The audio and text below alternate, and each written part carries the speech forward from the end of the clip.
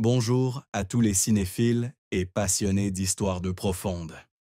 Aujourd'hui, embarquons pour un voyage unique, où le halo brillant du grand écran se mêle aux sombres recoins douloureux de la vie d'une icône du cinéma français, Emmanuel Béard.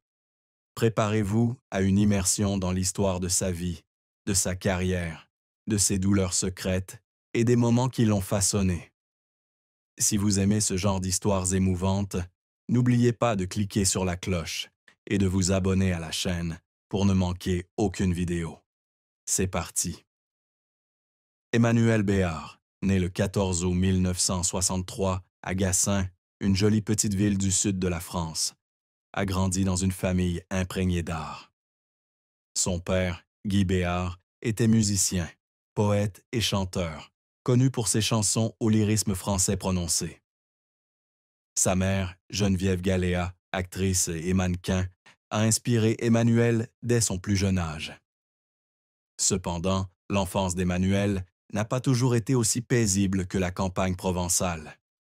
Sa famille déménageait fréquemment entre la France et l'Italie, privant Emmanuel de la stabilité nécessaire à un enfant. La rupture du mariage de ses parents, alors qu'elle était très jeune, laissa les premières cicatrices dans son cœur d'enfant. Sa mère, Geneviève, devint sa principale source de soutien, mais l'absence de son père, Guy Béard, occupé par ses spectacles et son écriture, laissa à Emmanuel un vide difficile à combler. Enfant sensible, elle cherchait souvent du réconfort dans les livres, les vieux films que sa mère lui emmenait voir, et rêvait d'un monde où elle pourrait s'exprimer librement. Mais cette sensibilité la rendait également vulnérable aux aléas de la vie, des critiques sur son apparence, aux attentes élevées de sa famille et de la société. La plus grande souffrance d'Emmanuel Béard remonte probablement à ses premières années, marquées par la solitude et une perte irréparable. Après le divorce de ses parents, Emmanuel vécut principalement avec sa mère dans le sud de la France, où elle était entourée de la beauté de la nature, mais sans lien profond avec son père. Guy Béard, bien qu'aimant pour ses enfants, vivait dans son univers, où la musique et l'art occupèrent son esprit. Les rares rencontres entre lui et Emmanuel se terminaient souvent dans un silence gêné, comme si aucun des deux ne savait comment combler la distance invisible qui les séparait. Une tragédie plus grande encore survint lorsqu'elle perdit sa grand-mère, qu'elle aimait tendrement. Sa grand-mère était non seulement sa nourrice, mais aussi sa confidente, celle qui écoutait Emmanuel parler de ses rêves et de ses peurs. La mort de sa grand-mère, alors qu'Emmanuel n'avait que 15 ans, la plongea dans une profonde dépression. Elle raconta un jour qu'il y avait des jours où elle restait assise seule dans sa chambre, regardant par la fenêtre et laissant couler ses larmes en silence, se demandant si elle avait vraiment sa place quelque part dans le monde. La pression d'entrer dans l'industrie cinématographique à 19 ans fut également un grand défi pour Emmanuel. Son premier rôle dans Premier Désir en 1983 la fit remarquer, mais lui valut aussi de vives critiques pour ses scènes audacieuses. Le public et les critiques semblèrent se concentrer uniquement sur sa beauté angélique, ignorant ses efforts d'actrice. Emmanuel a confié se sentir incomprise, comme si le monde ne voyait que son visage et non son cœur et son âme. Les premières années de sa carrière furent un combat pour prouver qu'elle était plus qu'un joli visage, mais une actrice profonde. La perte de sa grand-mère, combinée à la pression de la célébrité et du jugement, a plongé Emmanuel dans une spirale de tristesse et de doute. Elle a raconté qu'il y avait des nuits où elle était assise seule dans son petit appartement parisien, se remémorant son enfance et pleurant, tellement elle se sentait seule, comme si personne ne comprenait vraiment qui elle était vraiment. La carrière d'Emmanuel Béard a été longue, jalonnée de sommets glorieux et de sombres vallées. Son rôle révélateur fut Manon des Sources en 1986, qui lui valut le César du meilleur second rôle. Dans le rôle de Manon, une jeune fille de la campagne volontaire mais blessée, Emmanuelle déploya une sensibilité et un charisme irrésistibles. Ce film lui permit non seulement d'accéder à une renommée internationale, mais aussi de gagner le respect des critiques, qu'il avait jusque-là perçu à travers le prisme de sa beauté physique. Elle enchaîna avec La Belle Noiseuse en 1991, une épopée de 4 heures réalisée par Jacques Rivette dans laquelle elle incarnait Marianne, un mannequin complexe aux prises avec de profondes questions sur l'art et l'identité. Ce rôle exigeait une ouverture d'esprit physique et émotionnelle, et elle passa des mois à se préparer, de l'étude de la peinture à la compréhension de la psychologie du personnage. Son dévouement fut récompensé. Le film fut salué par la critique et consolida sa place dans le cinéma d'art et d'essai. Pourtant, le parcours d'Emmanuelle ne fut pas toujours rose. Au cours des années 1990, elle participa à plusieurs projets qui ne répondirent pas aux attentes. Par exemple, Un cœur en hiver en 1992, bien que salué par la critique pour sa narration raffinée, ne parvint pas à séduire un large public. Ces échecs la poussèrent à se remettre en question à plusieurs reprises. Elle confia un jour que certains jours, de retour de tournage, elle s'installait seule dans son appartement parisien et fondait en larmes, se sentant impuissante.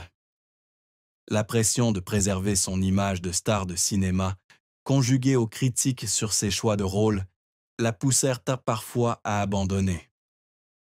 Un jour, après qu'un film dans lequel elle jouait eut été critiqué, Emmanuelle s'assit dans sa loge, se regarda dans le miroir et se demanda si elle avait vraiment le talent de continuer. Mais ce sont ces moments de faiblesse qui la poussèrent à se relever. Elle se lança dans son travail avec une détermination farouche, en quête de nouveaux rôles pour se dépasser. L'un de ses plus grands succès fut son rôle dans Mission Impossible en 1996, où elle donna la réplique à Tom Cruise.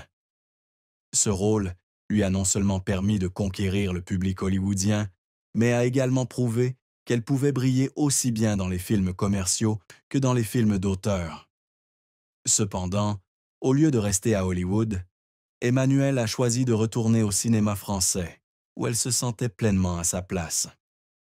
La vie personnelle d'Emmanuelle Béart, notamment son mariage et sa vie amoureuse, est un chapitre riche en émotions. Mariée à 2 reprises, elle a connu des relations passionnées, mais houleuses. Elle a d'abord épousé l'acteur Daniel Auteuil, rencontré sur le tournage de Manon des Sources. Ils sont rapidement tombés amoureux et se sont mariés en 1993, donnant naissance à leur fille Nelly Auteuil. Cependant, leur union n'a duré que 2 ans, se terminant en 1995. Malgré leur séparation, Emmanuelle et Daniel ont maintenu une relation étroite pour le bien de leur fille. L'un des plus grands drames de sa vie a été lié à la santé de Daniel Auteuil, à qui on a diagnostiqué une grave maladie cardiaque dans les années qui ont suivi leur divorce. Bien qu'ils ne soient des plus mariés, Emmanuelle est restée aux côtés de Daniel dans les moments difficiles, prenant soin de lui et l'accompagnant lors de ses hospitalisations.